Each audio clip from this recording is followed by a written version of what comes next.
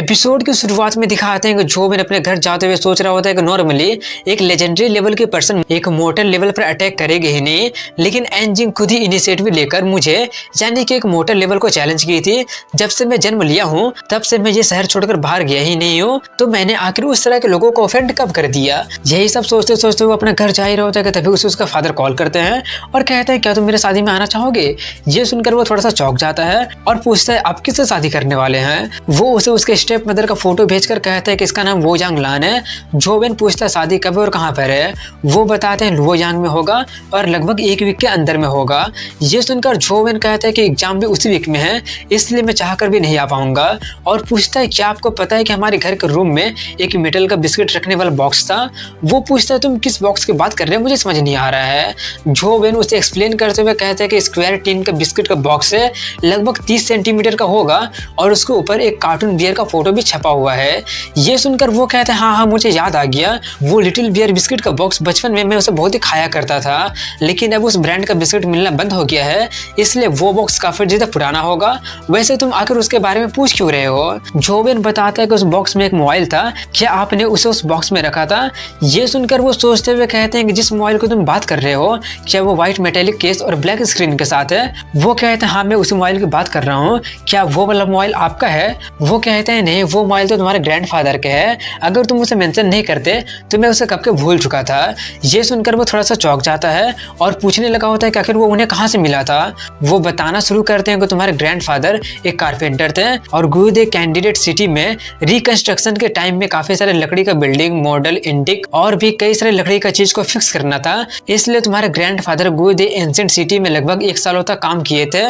लेकिन एक दिन कंस्ट्रक्शन साइट में एक बहुत ही सूखा हुआ कुआं का खोज किया गया था। वो आधी रात का टाइम था, इसलिए उस वक्त ज्यादा वर्कर काम नहीं कर रहे थे और जब उस एंशिएंट कुआं का खोज किया गया था तब उसके अंदर से एक ब्लू कलर का लाइट निकल रही थी। ये देखकर उन्हें लगा था कि वहां पर कुछ खजाना होगा, इसलिए वो लोग एक अग्रीमेंट करके उसके अंदर चले गए थे और वो लोग ये आशा कर रहे थे कि वो लोग अमीर होने वाले हैं। लेकिन उन्हें उस कुएं के अंदर से एक बहुत ही पुराना सड़ा हुआ लकड़ी का बॉक्स मिला था जो कि लगभग पूरी तरह से सड़ चुका था और उसमें काफी सारे होल्स थे और उसी होल से वो ब्लू कलर का लाइट निकल रहा था। और जब वो लोग उस बॉक्स को खोले थे तो उसमें से एक मोबाइल निकला था और वो स्विच ऑन था, लेकिन जैसे उसे वो लोग बॉक्स से निकाले थे वो स्विच ऑफ हो गया था और उन्हें लगा था कि शायद चार्ज खत्म हो गया इसलिए बंद हो गया है और उन्हें मोबाइल में एक चार्जिंग पोर्ट भी नहीं मिला होता है, इसलिए वो लोग उन्हें चार्ज भी नहीं कर पाए थे। ये देखकर सभी के सभी लोग काफी ज्यादा निराश हो गए थे और उन्हें लगा था कि शायद कोई उनके साथ एक बहुत ही घटिया मजाक किया है, इसलिए तुम्हारे ग्रैंडफादर उसे अपने टूल किट में रख लिए थे और वो ब्रोकन फोन अभी तक काउंट हुआ ही नहीं है। और जब मैं यंग था तब मैं उसे बेचकर अपना सिगरेट का पैसा जमा करना चाहता था, लेकिन फोन रिपेयर करने वाला ने कहा था कि इसका कोई कीमत है ही नहीं, जाकर इसे कहीं पर फेंक दो, इसलिए मैंने उसे उस बिस्किट वाले डब्बा में फेंक दिया था। अब ये मत कहना कि तुम भी उसे बेचकर कुछ पैसा कमाना चाहते हो, वैसे भी वो वाला मोबाइल अभी तक स्विच ऑन हुआ ही नहीं है। ये सब सुनकर जोबिन सोचता है कि अच्छा वो क्या आप उसे सिगरेट के लिए बेचे नहीं थे, नहीं तो अगर अभी आपको उसका कीमत पता चल जाता तो अभी आप बैठकर रो रहे होते हैं। तभी वो कहते हैं कि अगर तुम उसे स्विच ऑन कैसे कर लिए हो, पता नहीं उसका कितना सालों हो गया होगा, या तो उसका बैटरी खराब हो गया होगा या फिर वो मोबाइल ही बेकार हो गया होगा। अच्छा ठीक है मैंने तुम्हें अपने शादी के बारे में बता दिया है, अब वो तुम पर डिपेंड करता है कि तुम आओगे या नहीं आओगे। ये बोलकर वो कॉल कट कर देता है। वहीं पर जोबिन सोच रहा होता है तो इसका मतलब ये गुड एंशिएंट सिटी से निकला है और हमारा फिजिकल एग्जाम भी वहीं पर होने वाला है, इसलिए जाकर पता करूंगा, अगर लकी हुआ तो उसके बारे में कुछ पता चल जाएगा। तभी उसे याद आता है कि वो अपने फादर से ये पूछना तो भूल ही गया कि क्या उसने किसी को ऑफेंड कर दिया है। इसके बाद दिखाते हैं कि उसके कुछ दिनों तक ऐसे सोते हुए उसका गेम खेलते हुए और अपने टीममेट के साथ प्रैक्टिस करते हुए बीत जाता है। इसके कुछ दिन बाद का सीन दिखाया जाता है जहाँ पर कुछ लोग दौड़कर जा रहे होते हैं, लेकिन तभी वो लोग एक गोल्डन हेयर बंदे से टकरा जाते हैं जिसका नाम ओवरसेयर एन होता है। उन लोगों को वो गोल्डन हेयर बंदा काफी ज्यादा स्कैरी लगता है, इसलिए वो लोग उसे सॉरी कहते हैं, लेकिन वो गोल्डन हेयर बिना कुछ कहे वहां से निकल जाता है। और उस गोल्डन हेयर बंदे को उसके स्कूल में अपेयर होने के बाद डोंग जोबिन से कहते हैं कि मुझे माफ कर देना, मेरा दोस्त मुझे अपने टीम में इन्वाइट कर रहा है, इसलिए मैं तुम्हारे साथ टीम अप नहीं कर सकता हूँ। ये बोलकर वो भाग जाता है।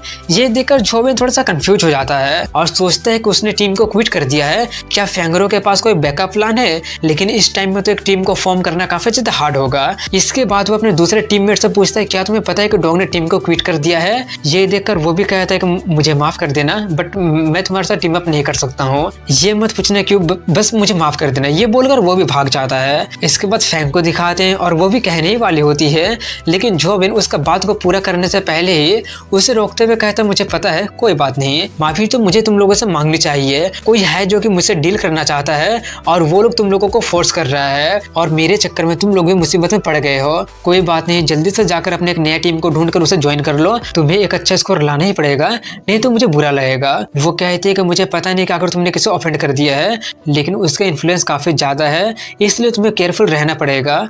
ये बोलकर वो भी चली जाती है। इसके बाद जोविन को दिखाते हैं जो कि काफी ज्यादा निराश होकर जाते हुए सोच रहा होता है कि ये फिजिकल एग्जाम काफी ज्यादा इंपॉर्टेंट है और इस वक्त मुझे कहाँ से ट्रस्टवर्दी टीममेट मिलेगा। वो निराश होकर जा ही रहा होता है कि तभी उसे उसके टीचर वो अपने ऑफिस में बुला लेते हैं और उसे बताते हैं कि ओवरसेयर एन एक ऑनरफिक टाइटल है जिसमें उसका रैंक भी इंक्लूडेड है। उसका असली नाम आंतियान जो है। क्या तुम सच में उसे नहीं जानते हो? जोविन कहता है कि मैं सच में उसे नहीं जानता हूँ। ये सुनकर वो कहते हैं वेल, ये कोई सेंस तो नहीं बना रहा है। ये काफी ज्यादा अजीब बात है कि अगर तुम उसे जानते ही नहीं हो तो वो तुम्हारे जैसा हाई स्कूलर से डील करना ही क्यों चाहता है। जोविन पूछता है कि आखिर ये आंतियान जो है कौन? वो बताते हैं कि अर्थलिक 4 भागों में बटा हुआ है, ईस्ट, वेस्ट, नॉर्थ और साउथ, और गुदे सिटी बस एक छोटा सा ईस्ट डिस्ट्रिक्ट का शहर है। हालांकि ओवरसेयर एन काफी ज्यादा यंग है, लेकिन वो फिर भी एक प्रेस्टिजियस फैमिली से आता है। 19 से 20 साल होने के बावजूद भी वो काफी ज्यादा हाई पोजीशन में पहुंच चुका है। वो ईस्ट एरिया का मिलिट्री का हाई रैंकिंग ऑफिसर का पावर होल्ड करता है और वो काफी ज्यादा एक्स्ट्रा ऑर्डिनरी पर्सन है। जोविन पूछता है कि आखिर मेरे अगेंस्ट उसका क्या लेना देना है। वो कहते हैं मुझे नहीं पता, लेकिन जब उसने ये कहा है कि तुम अच्छे नहीं हो तो जो लोग ओवरसेयर एन को मस्का लगाना चाहते हैं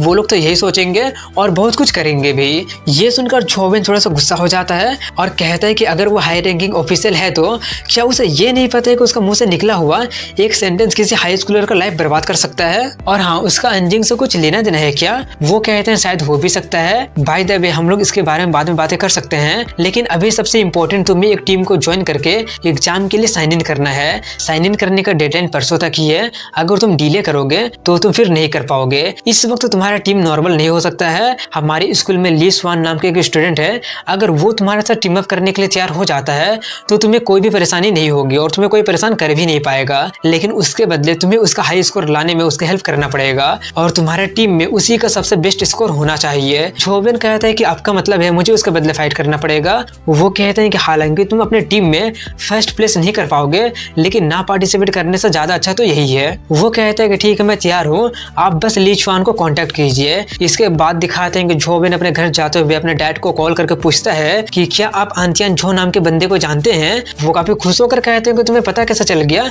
कि वो तुम्हारा बड़ा भाई है? ये सुनकर वो कहता है क्या मेरा बड़ा भाई? वो आगे बताते हैं कि वो तुम्हारे स्टेप मदर का बेटा है, इसलिए उससे शादी करने के बाद वो नेचुरली तुम्हारा बड़ा स्टेप ब्रदर बन जाएगा और तुम्हारी एक छोटी बहन भी है जिसका नाम एंजिंग है। ये सब सुनकर तो वो काफी ज्यादा शॉक्ड हो गया होता है और पूछता है कि आपका रिलेशनशिप तियानजो के साथ कैसा है? वो कहते हैं काफी अच्छा है। क्यों, क्या हो गया? वो दोनों तो मुझे काफी ज्यादा रिस्पेक्ट करते हैं। कॉल कट करके जोविन सोचता है तो आखिर वो लोग मुझे ऐसा ट्रीट क्यों करते हैं? कहीं इसका मतलब वो लोग दिल से इस मैरिज को एक्सेप्ट नहीं किए हैं। और जाते हुए सोच रहा होता है कि एंजिंग मुझे काफी आसानी से हरा सकती है और तियानजो के मुंह से निकला वो सिर्फ एक ही सेंटेंस मुझे एग्जाम देने से रोक सकता है। आखिर मैं अभी भी बहुत ही ज्यादा कमजोर हूँ। अगर मैं एपिक लेवल का होता तब मैं भी देखता कि कौन मुझसे कम्पीट कर पाता।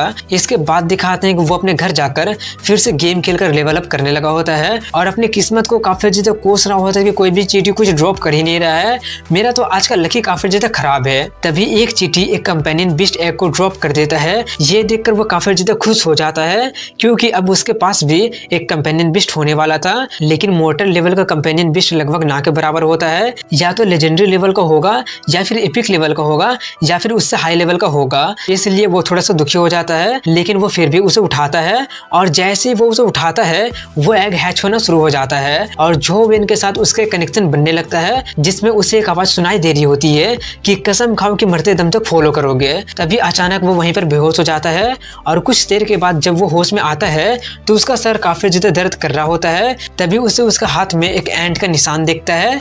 ये देखकर वो थोड़ा सा शॉक्ड हो जाता है और सोचता है कहीं इसका मतलब वो एग सक्सेसफुली हैच तो नहीं हो गया है ना। ये बोलकर वो जल्दी से मोबाइल निकाल कर देखता है जिसमें उसे वो दिख जाता है जो कि मोर्टल लेवल का होता है और उसका कंपेनियन बिस्ट स्टेट एक ग्लव्स होता है और उसका एसेंस एनर्जी स्किल रैंक 9 का डिवाइन विग्योर फिस्ट होता है। ये देखकर वो काफी ज्यादा खुश हो जाता है और अपना खिड़की का पर्दा गिराकर अपना कंपेनियन बिस्ट मोड को एक्टिवेट करता है, जिससे उसके हाथ में ग्लव्स आ जाता है और वो अपने घर का खिड़की और कांच को तोड़ना नहीं चाहता था, इसलिए वो उसका पावर को घर में टेस्ट नहीं कर सकता है, इसलिए वो उस मोड को डीएक्टिवेट कर देता है और करने के बाद वो अपने कंपेनियन बीस्ट को समन करता है। इसलिए उसका कंपेनियन बीस्ट यानी कि एक चींटी आ जाता है और वो साइज में काफी ज्यादा बड़ा होता है। उसे देखकर वो कहता है कि आखिर ये इतना ज्यादा डरावना क्यों लग रहा है, गेम में तो ये कितना ज्यादा क्यूट लगता है। ये बोलकर वो उस पर राइड करने के बारे में सोचता है। इसके अगले दिन का सीन दिखाया जाता है जहाँ पर उसके टीचर झोबेन को ली स्वान के पास लेकर जा रहे होते हैं और कह रहे होते हैं कि वो काफी ज्यादा अमीर है,